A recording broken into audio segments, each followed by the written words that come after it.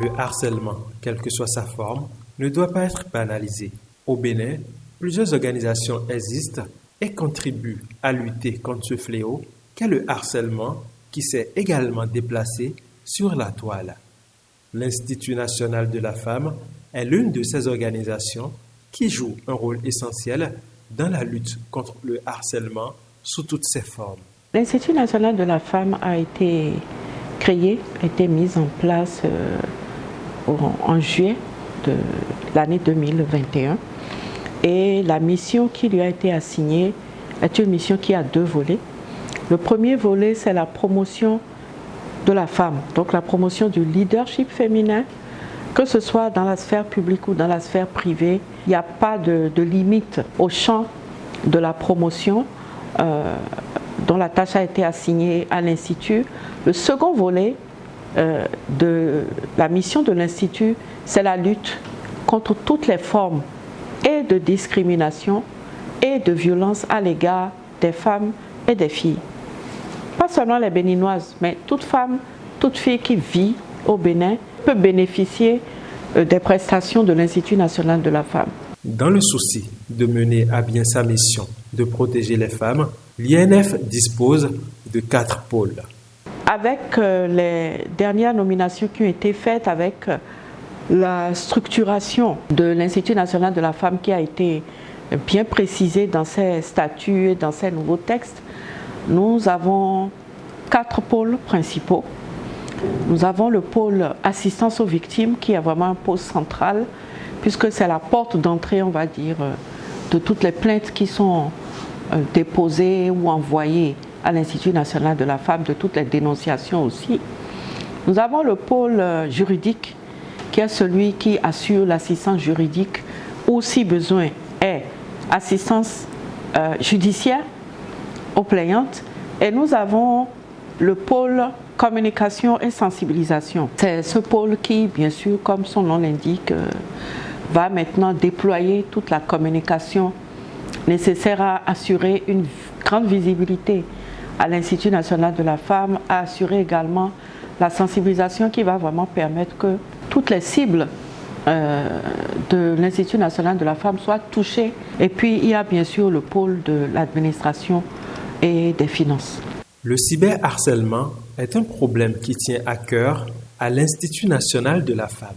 Pour lutter contre ce fléau, l'INF mène plusieurs actions.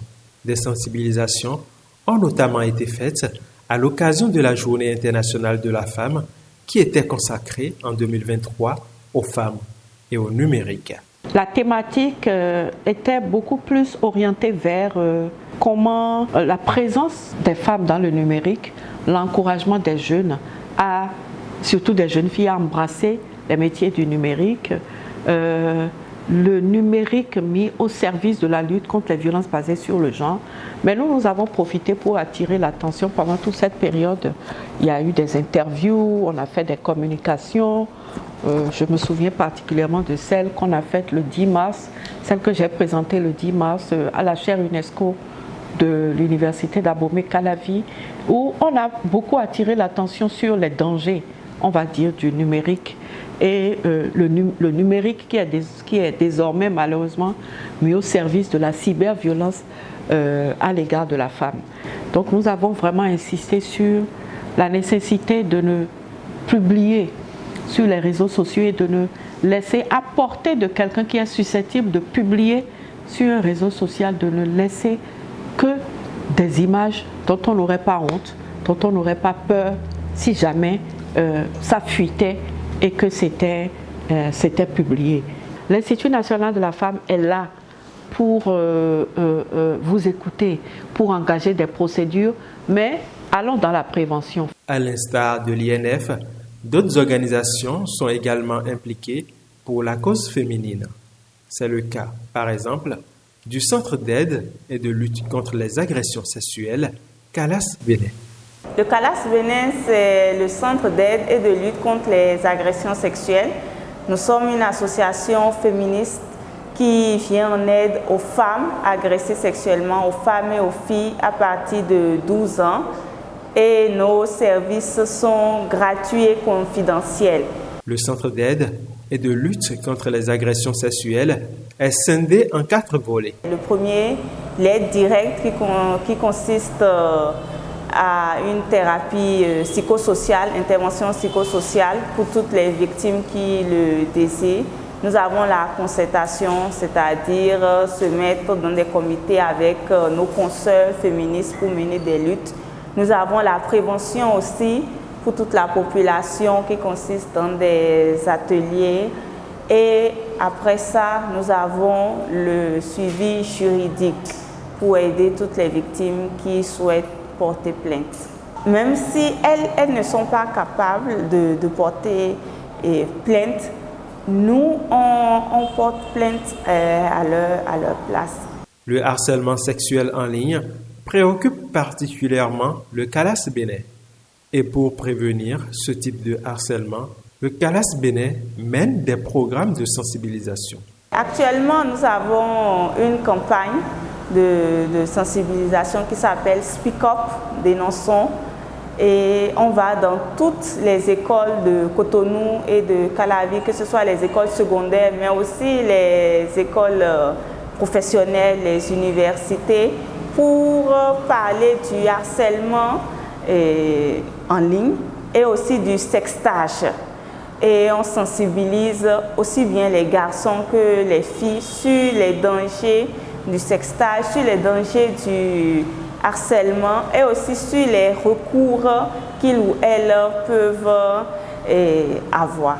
Nous offrons aussi un service d'informatique, de cybersécurité pour aider ces jeunes-là à savoir comment se protéger en ligne, comment faire si des photos, comme on dit maintenant, nudes, apparaissent sur les réseaux sociaux. Nous avons nos propres réseaux sociaux dans lesquels on partage nos activités de sensibilisation. Et nous avons aussi une émission sur notre compte YouTube. Puis on travaille aussi en lien avec la police républicaine. Et la police républicaine, elle aussi, a une activité semblable à la nôtre sur la sextorsion et aussi le harcèlement sexuel en ligne. Donc, c'est en synergie qu'on travaille. Les multiples campagnes de sensibilisation initiées par le CALAS Bénin ne sont pas vaines. Elles permettent véritablement aux jeunes de prendre conscience de ce fléau. Dès qu'on va pour faire ces sensibilisations, la parole se libère. Nous avons des filles et même des garçons qui parlent de leurs expériences, qui parlent de leur mal-être, parce que ces jeunes-là n'osent pas se confier à leurs parents. Donc quand nous, on va sur le terrain, c'est comme une bouffée d'air pour ces jeunes-là. Et surtout, malheureusement, surtout les filles. Dans cette lutte qui n'est pas de tout repos, ces différentes organisations sont confrontées à de nombreux défis. Les défis sont ceux que l'OCRC tente de résoudre aussi, s'emploie à résoudre aussi. Et avec, heureusement, dans la plupart des cas, bonheur. C'est comment tracer la source de l'information qui est balancée ou la source de l'extorsion qui a été commise ou de l'extorsion dont une victime est menacée. Ce n'est pas toujours simple.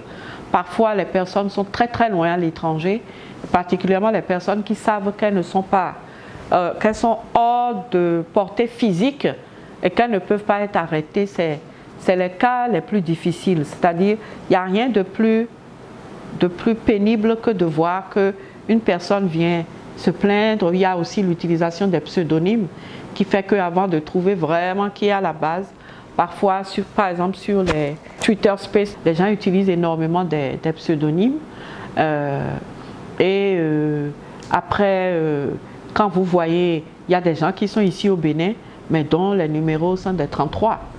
C'est des gens qui payent des cartes SIM qu'ils alimentent et qu'ils utilisent pour commettre donc des infractions. Il y a aussi la honte de s'exprimer, le défi de la peur de se plaindre. Parfois, les jeunes femmes, les jeunes filles, quand elles ont subi ça, le réflexe, c'est de supprimer.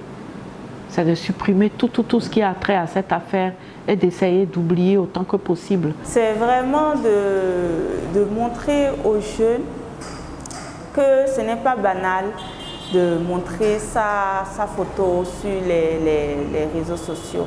Parce qu'au niveau des parents, eux tous sont d'accord pour dire qu'il y a un problème et tous nous accompagnent, et même les directeurs d'école. Mais ces jeunes-là, étant donné que c'est une génération Internet, je dirais, il y a une certaine banalisation de la sexualité ou de montrer ces photos. Donc c'est plus là cette difficulté. Les hommes doivent s'investir davantage afin de faire reculer ce déferlement de violence qui se propage sur la toile. Le rôle qu'ils doivent jouer n'est pas différent du rôle auquel nous les appelons, du rôle pour lequel nous les sollicitons quand nous faisons de la prévention contre les violences basées sur le genre. À partir du moment où on a compris que la femme, la jeune fille, la fille est un être